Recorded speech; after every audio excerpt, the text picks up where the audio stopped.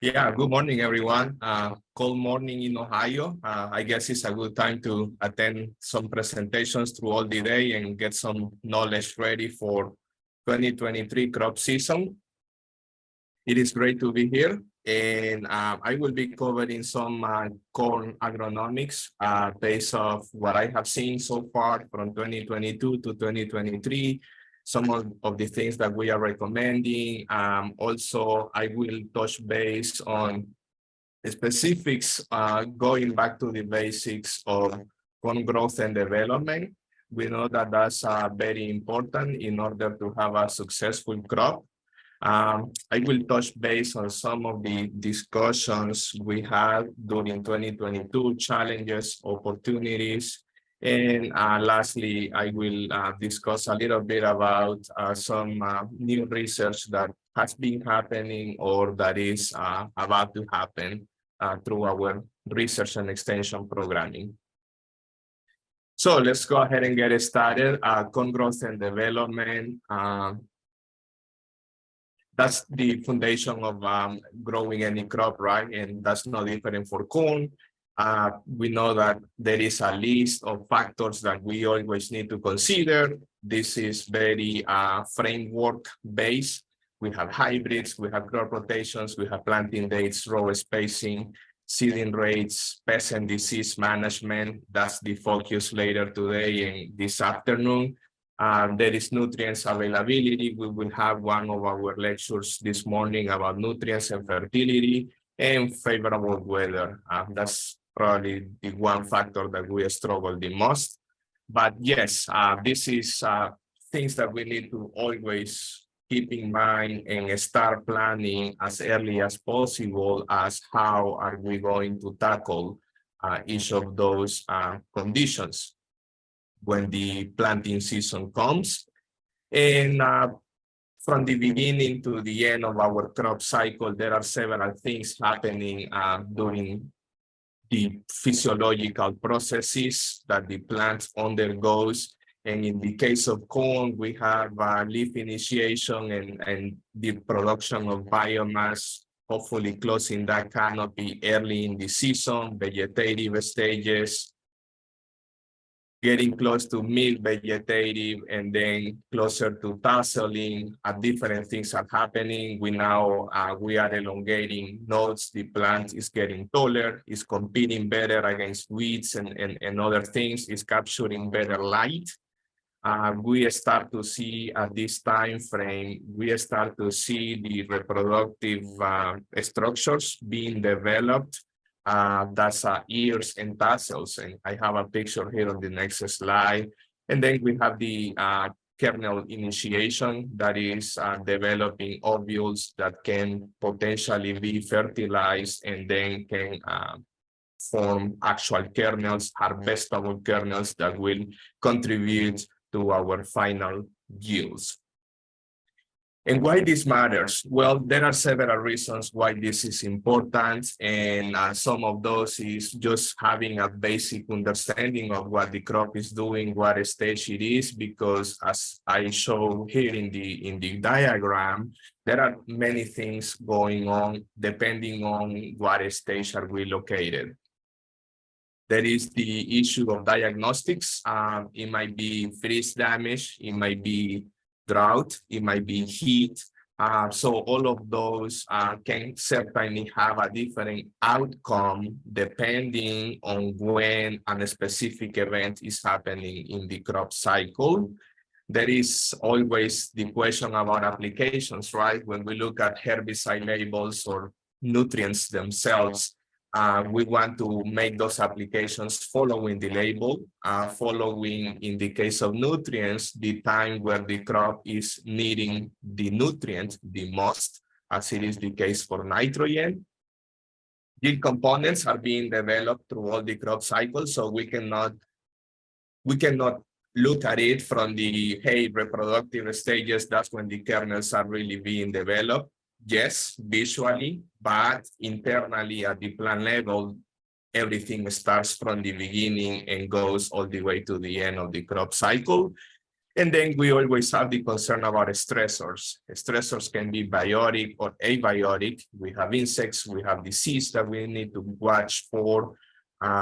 We want to avoid drought conditions, we want to avoid heat. There might be specific issues or stressors like wind damage, flood, hail, and freeze. So that's why it's important to keep on the books where are we at, having that understanding, and then being able to come out into the field and seeing what are the diagnostics that we are concerned about, and hopefully being able to tie that to some factors so that we can, one, mitigate those, and two, prevent them in the future.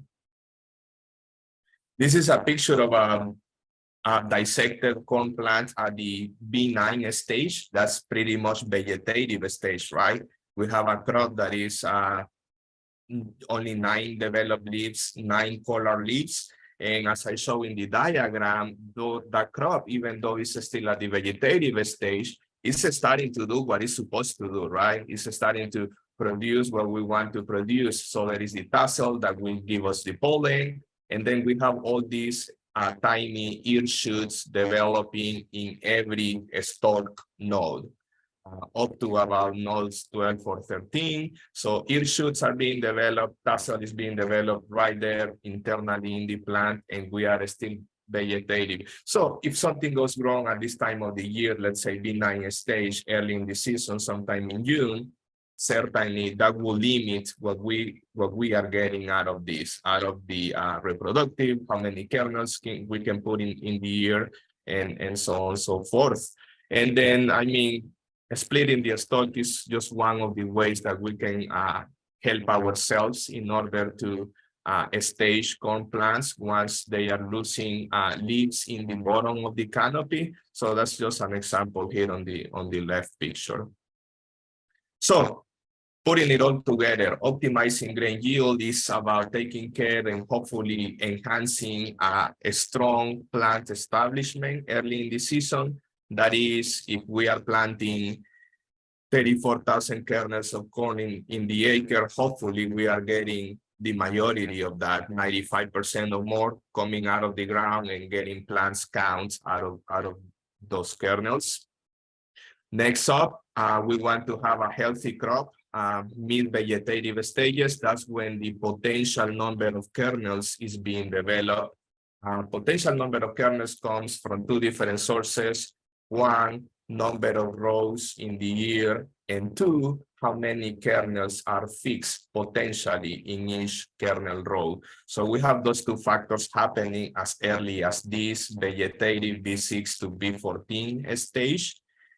Next, we have the determination of the actual number of kernels in those ears, and that happens starting close to pollination, and it goes up to at about the R3 reproductive stage. That is, from the potential that was fixed, how many of those are actually being fertilized with pollen, and how many of those kernels are actually starting to grow in order to become our actual kernels and contribute to the final weight, final grain weight in the acre, which has all of this has a direct relationship with final crop yields. Are we doing 200 bushels? Are we doing 250? Are we doing 150? So all of these 4 key processes play a role into that. And our duty as crop managers or decision makers is trying as much as possible, minimizing stress during any of these key milestone that the crop is achieving. So that kind of covers the basics, minimizing stress, understanding corn growth and development, different processes happening through all the season. Now, moving on, some of the topics that we discussed in 2022 as either concerns, opportunities, possibilities. There are a few of those. I just put a summary together. One of them was imbibitional chilling. Whenever we are being anxious to get the planters rolling sometime in April, mid-April perhaps, that might put us into the situation that, hey, we might not be quite at the right temperatures for those seeds or kernels to have proper or adequate germination. And if that is the case, we might be getting a hit or a loss of stands, having less plants in the acre. So that's something that we need to watch for. Usually for corn, anything below 50 degrees Fahrenheit, that's when it can be concerning for this issue to occur. So something to watch for, and certainly just last year, it was a concern. Next up, we had discussions about soil crusting. Actually, 2 of our research sites for corn were completely lost due to soil crusting. So the crop was planted, let's say we were already a little bit behind. It was too wet early in the year 2022. We planted end of May, and heavy rainfall precipitation right after planting really creates conditions like this picture here. 2 of our sites, when the soil crusting occurred, developed, the crop was not out of the ground yet. So that crop really struggled, and it was for us pretty much a total loss. And we were already kind of late in the year for considering a replanting.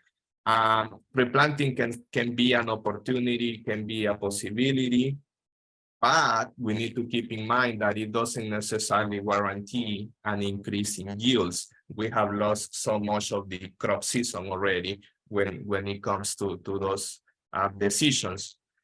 Some additional alternatives besides replanting can be planting a little deeper if we know that that is a risk. Soil crusting is a risk. Reduce or no-till systems, using rotary holes. I know that that's something that was tried out last year, trying to make things better once the conditions are already there. And even using a row crop cultivator, if the crop is tall enough that it can absorb some of that dispersion of material in the field. Now, the bottom line here will be assessing how strong that layer is. If it is light, the crop might be able to overcome it just fine. We also need to look at crop stands. Are we really concerned that we don't have enough plants? Also looking at weather forecasts. If we are considering to replant, I mean, we really need to look into what the weather has in the next few days. So timing is a key component of all of this into the decision making. Now, elaborating a little bit more into the replanting decisions, we usually recommend just step 101 is just wait and see, being able to make sure that we are doing an adequate assessment in the field. We are not much in a rush. We want to see really what type of crop stand do we have. Are we extremely low? Are we slightly low? So that will make a difference there, estimating that number of plants in the acre, and then again checking on weather. Keep in mind though that that's what I mentioned earlier. Replanting doesn't guarantee an increase in yields, and this is what we are showing here on this table. So this is research that happened earlier here in Ohio, and what is looking is at different planting dates from April, early April through the end of May. And then up here in the columns, we have the plants per acre at harvest. So what we can see here is that 20,000 plants planted on April 20th can yield about 91% of the total optimum yield for that condition. Now, if we decide, well, 20,000 plants is probably not enough or not strong enough for high corn yields, we might come with the decision, let's do a replanting, let's say May 19, where we can achieve 30,000 plants. And what will happen, at least under these conditions here, is that, well, we were able to produce 91% of the optimum April 20th with less plants, Now, if we are replanting in May 19, we are increasing the number of plants to 30,000, yes, but the optimum yield is still about the same, 91%.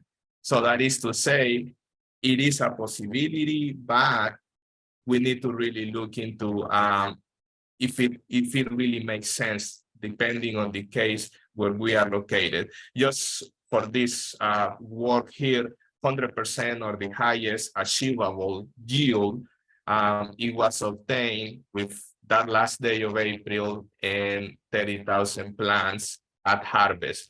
Recall, this is plants at harvest, is not seeding rate. Seeding rate would be a little higher than this.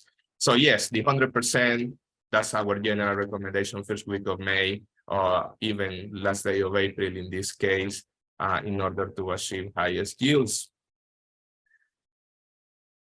When it comes still to the replanting decisions, this is a useful resource that I use quite a bit. I have used before, not only in Ohio, and we hope that decision makers can be able to use it as well, or at least pass it over to those who might be interested.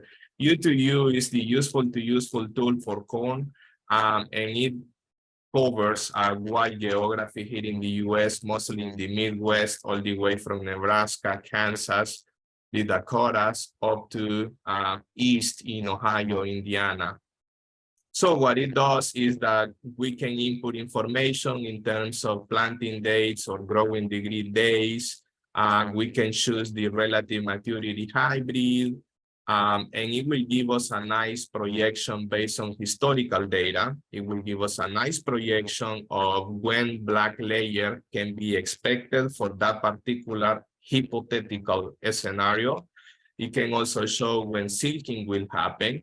It also shows when the freeze temperatures can get us in the fall. And as well, if we mark this box here, it will also show freezing temperatures in the spring. So it kind of creates a situation where we can help and take those decisions that will be very determinant in order to improve a delay planting condition per se. There are a few steps that you need to follow.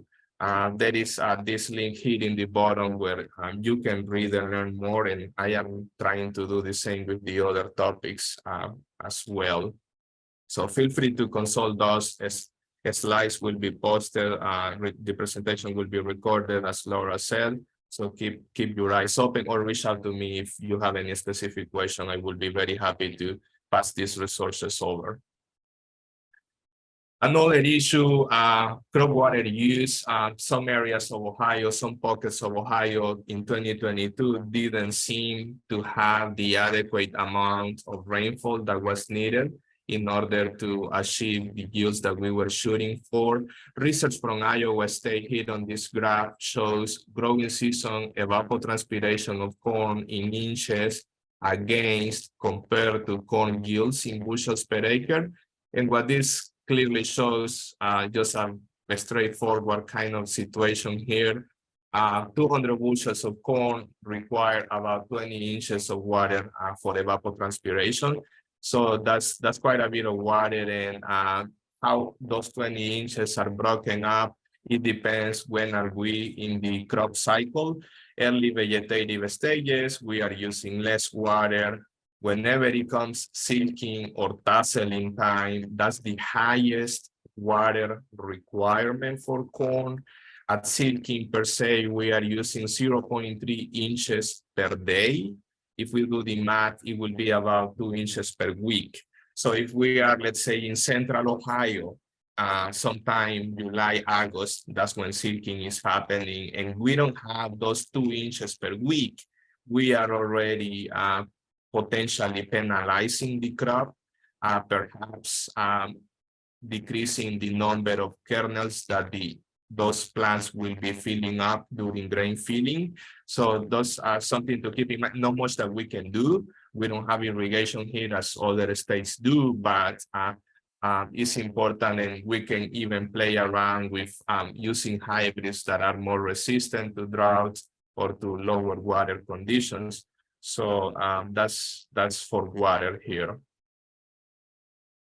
Other concerns, not very typical, but still we hear conversations about those strong storms and down corn. There are two different issues that can happen here. Root lodging, similar to what you see here, kind of an extreme case where the plant is completely laying down in the ground, versus a stalk damage on your upper right hand in the screen. Those stems or stalks have some sort of bending. They usually recover. And what is critical for the recovery of this type of situation will be the stage, that is the timing when the issue is happening. And just as far as physiological aspects, root lodging seems to be easier for plants to recover relative to stalk damage if they occur at the same time and at the same rate. Some research from the close to 2010 here at Ohio with my predecessor, Peter Tomison, it shows the losing stance in the crop at the 7-leaf, 10-leaf, 13, and 17. That's all vegetative. And the bottom line here is that the lower amount of plants and the later the damage, that conducts to lower yields. So if we are losing a stance sometime at the B17 stage, that's when we are reaching the lowest yield. And also that is combined with the lowest amount of plants. Now, if we are still having 35,000 plants in the acre, it doesn't seem to matter much. The issue is when we have that loss in a stance where we will see that yield penalty, yield decrease as far as corn goes. Some other issues, this picture was taken, I believe it was July, just by Columbus, close to Columbus, in Columbus, at the research farm, university research farm. Water was standing in the field, and we know that this was also a concern for many other areas in Ohio at the time, 2022. So we know that crops and plants in general are sensitive to excess of water. It's not good. There are processes in the soil that need to happen, that need oxygen. With conditions like this, that oxygen is just not there or not enough. So that can affect plant growth stages. It will be driven by the intensity of the rainfall. We discussed soil crusting earlier. That would be an example. And also the duration. Is this something that is happening for 2 days? Is this something that is staying for 10 days? And the longer it stays, it's only the worse it gets.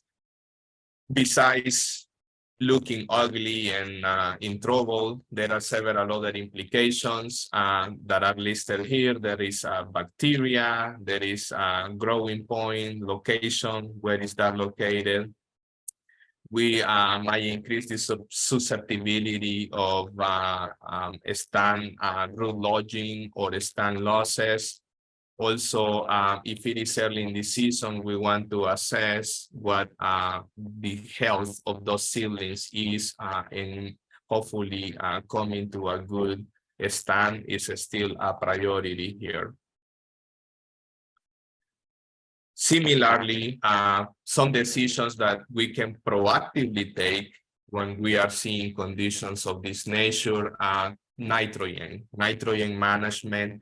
And where we put an article together last year in regards to this, and we thought that adjusting nitrogen application timing will be important if conditions are very wet. Certainly, we don't want to go out, number one, and number two, that nitrogen can be lost. So we want to adjust that timing and make it more like a spoon feeding, come with later applications of nitrogen, and hopefully be able to utilize as much as possible, achieving that high nitrogen use efficiency that we all want, because it's economically good and it's environmentally good as well. We want to adjust nitrogen sources, perhaps. If still on time, we can look to enhance efficiency fertilizers, slow release fertilizers. Those are some of the ideas there. And the placement and method, if we were planning to do broadcast, perhaps we can do a little better and maybe 2x2 or side dress. Those can be considerations that can be taken. Other aspects in order to manage some of these nitrogen and during water excess conditions is basically looking into better hybrids, looking into crop insurance, use of drainage. Northwest Ohio has quite a bit of that, potentially using cover crops, adjusting planting dates, and looking at pests and disease during this period also is important. Adjusting nitrogen rates, another excellent resource. There is a link here for more information. Corn nitrogen rate calculator is for the Midwest region, including Ohio. This is a partnership between several universities, including us, Ohio State. This is an article that was put together in the corn newsletter last year, I believe.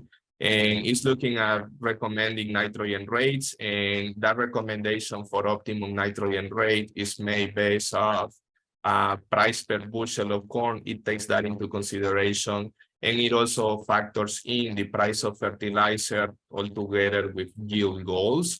So different scenarios can happen. This is just an example here on red. $650 per bushel with 85 cents per pound of nitrogen. This is kind of the recommended fertilizer rate for Ohio, and we can certainly play around and adjust these inputs of information to make it more accurate to our situation moving forward. That's kind of the summary from topics of 2022, and now getting towards the end of my presentation, I wanted to invest or spend some time into some new areas of corn research that I have been getting involved with. This has not been a solo effect. It has been a collective teamwork approach, and you will see as I talk on those. So last year, we submitted a proposal for cover crops establishment in corn and soybean systems in Ohio. These are working with several of our OSU extension colleagues and faculties in different departments. We submitted that to USDA. The project was funded, and as we talk, we are trying to get things started in the field this year, 2023. We are trying to work with 12 on-farm locations in Ohio, where we will be looking at cover crop establishment during different timings in corn and soybeans, and also looking into biological applications into that cover crop seed as an enhancement that can hopefully help us to get that cover crop established in the fall, more robust growth, more growth, and being less concerned about the limited number of days that we have to get that cover crop established prior to winter conditions. So that's something being developed. We hope to come back with some interesting results here in the next couple of years. Another topic or project that was started, this was 2022. I presented, I believe 1 or 2 weeks ago, some of the results at North Central Ohio. The study is looking into sulfur response. Historically, there has been a lot of work done in Ohio looking into sulfur and yields. The unique item that we wanted to tackle with this project, in addition to yields, we are also interested in quality. We are working with quality of grain, and we are working with quality of silage. So if sulfur application can improve 0.5% protein in that corn grain or in that silage, that can have a strong implication into subsequent market steps for the crop. So we are working with colleague from animal science and doing some of that work. The rationale for sulfur application in corn is that we relied quite a bit in sulfur deposition in the past, but in present years that deposition has decreased drastically. And we know that we are producing higher yields over time. So that requirement of the specific nutrient in the plant is also increasing as well. We know it's clear that sulfur is not just a standard practice. We have seen already that there are specific unique settings where sulfur response might be found, because so far, close to 50% of cases, or even more, there is no sulfur response in the corn crop. But when we are more intentional and more strategic, let's say that we are only applying sulfur in sandy soils, that's when we can really have that response and pay back that application, that extra effort. So that's work that is happening, and we look forward to conduct a second year this year. This is 2 on-farm locations, Sandusky County. Some pictures of the field. Last year, we had there was cover crop as part of the standard farming management. Corn was planted, and sulfur was applied at planting as well. Just during 2022 as well, a team of us, a couple of us at Ohio State, and then different corn agronomists across the Midwest, we came together and we started developing some sort of literature summaries that will help us understand or quantify what we know so far about storm damaging corn. We came up with 2 different summaries or project reports that we plan to present actually at CTC here in the next couple of weeks in March. So storm damaging corn, we look at it from the short-term season stress versus longer-term stress. If you would like to learn more, just stay tuned and hopefully join us at CTC. We will have a complete 2 complete presentations about this over there.